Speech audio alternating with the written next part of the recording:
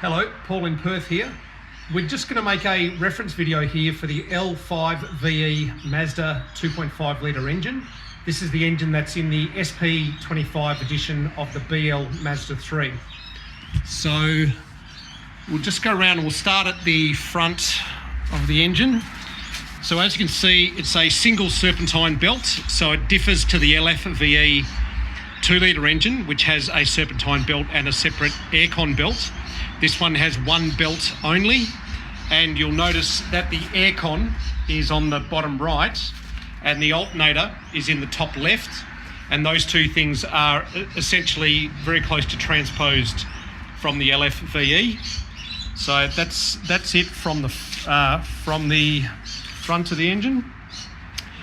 On this side of the engine with the intake manifold, that's how it all looks. So you've got the aircon compressor there, the inlet manifold there, what do we got? Here you got the throttle body just here. The starter motor I've removed, but that's where the starter motor would go. And you can see the flex plate and the torque converter popping their nose out there.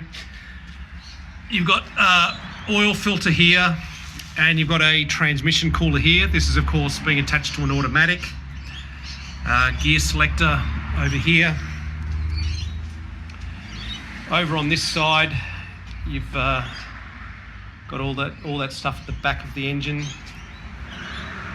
and then on the side with the exhaust manifold, she all looks like that.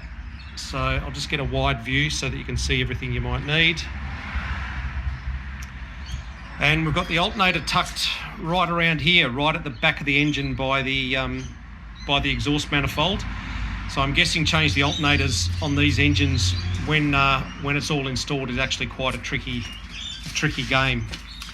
Okay, so I'll just give you one high shot in case you need something to know something from up on top there.